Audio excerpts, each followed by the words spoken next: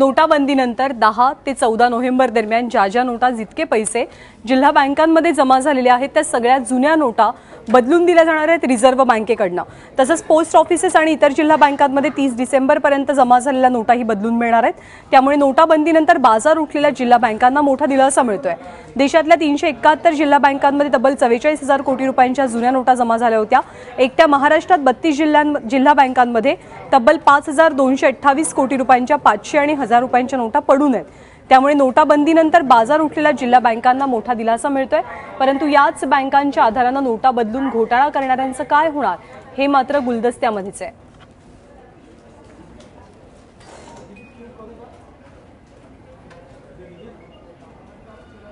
तर 10 नोव्हेंबर ते 14 नोव्हेंबर दरम्यान जमा झालेल्या सगळ्या जुन्या नोटा रिझर्व्ह बँकेकडून बदलून दिल्या जातील।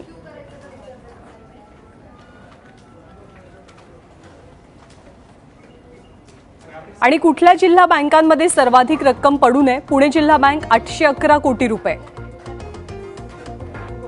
सातारा जिल्हा बँक 399 कोटी रुपये, नाशिक जिल्हा बँकेत आहे 376 कोटी रुपये, तर चंद्रपूर जिल्हा बँकेमध्ये 356 कोटी रुपये पडून आहेत।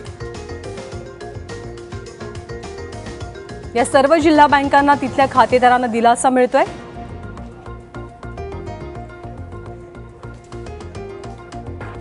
या सगळ्या संदर्भात शिखर बँकेचे व्यवस्थापकीय संचालकांनी नेमकी काय प्रतिक्रिया दिली आहे, काय म्हटलंय आपण जाणून घेऊया। राज्य शिखर बँकेचे व्यवस्थापकीय संचालक प्रमोद कर्नाळ आपल्या सोबत आहेत। त्यांनाच विचारणार आहोत, सर आज सरकारसोबत बैठक झालेली आहे, खूप महत्त्वपूर्ण बैठक आहे। GR सुद्धा आता सुधारित निघालेला आहे। 10,000 रुपयाची उचल देण्यात सर्व बँकांना ज्या अडचणी येत होत्या या अडचणींवरती तोडगा निघाला का? 1 जून रोजी पहिल्यांदा स्पेशल SLBC घेतली होती। माननीय मुख्यमंत्री महोदय त्याच्यासाठी उपस्थित होते आणि त्यांच्या उपस्थितीमध्ये सर्व बँकांची सभा झाली होती आणि त्याच्यानंतर ह्या 10,000च्या संदर्भामध्ये GR निघाला होता आणि त्याच्या अंमलबजावणीच्या अनुषंगाने किंवा त्या GRमध्ये काही सुधारित निकष केल्याच्या अनुषंगानं आज पुन्हा 21 तारखेला स्पेशल SLBC बोलवण्यात आली होती आणि त्यासाठी राष्ट्रीयकृत बँकांचे, प्रायव्हेट बँकांचे, ग्रामीण बँकेचे आणि आम्ही राज्य सहकारी बँकाचे प्रतिनिधी उपस्थित होतो आणि माननीय मुख्यमंत्री महोदयांनी आवाहन केलं बँकांना की हे जे 10,000 रुपये अग्रिम रक्कम द्यायची ती बँकांनी लवकर द्यावी आणि त्यासाठी शासन हमी देणार आहे, थकहमी, आणि थकहमीच्या अगेन्स्ट बँकांनी द्यायची आहे।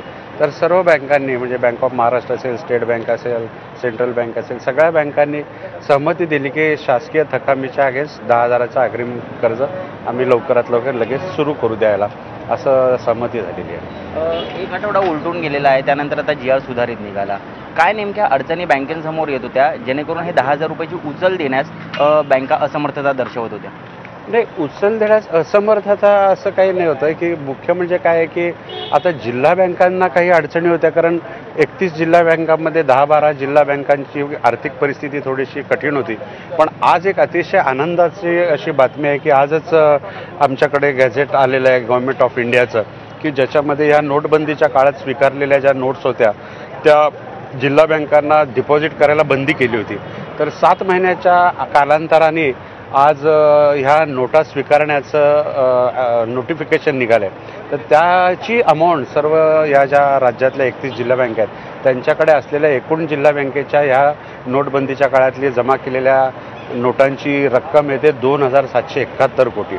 तर ती 2,771 कोटी आता 30 दिवसात रिझर्व्ह बँकेमध्ये जमा करायला मान्यता मिळालेली आहे आणि त्याच्यामुळे आता ह्या जिल्हा बँकांना जो तरलतेचा प्रश्न होता, लिक्विडिटीचा प्रश्न होता, तो आता दूर होईल आणि त्याच्यामुळे हे जे 10,000 रुपयाचं कर्ज असेल किंवा खरीपाचं वाटप करायला खरीपाचं जे टार्गेट आहे जिल्हा बँकांना 13,548 कोटीचं टार्गेट आहे।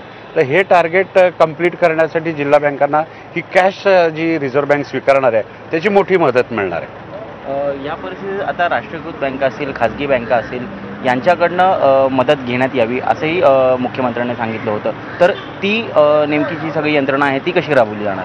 नाही, त्या प्रामुख्याने या जिल्हा बँकांचे हे जवळजवळ 2728 कोटी अडकून होते म्हणून त्या असमर्थ होत्या की त्यांची लिक्विडिटी अडकली होती। पण आता ही जी लिक्विडिटी मोकळी होणार आहे त्याच्यामुळे ह्या जिल्हा बँकाच करतील। त्यामुळे जिल्हा बँकांचा जो शेअर राष्ट्रीयकृत बँकांनी घ्यावा असा तो त्यावेळेचा एक कन्सेप्ट होता. आता कदाचित जिल्हा बँका आपलं टार्गेट जर पूर्ण करत असतील या लिक्विडिटीमुळे तर ते राष्ट्रीयकृत बँकाकडे तो खातेदार जाण्याचा प्रश्नच येणार नाही. कारण जिल्हा बँकेचा जो खातेदार आहे हा टॅक्सच्या माध्यमातला म्हणजे विविध कार्यकारी सोसायटीचे सभासद हे राज्यातलं एक मोठं थ्री टायर स्ट्रक्चर आहे. त्रिस्तरीय संरचना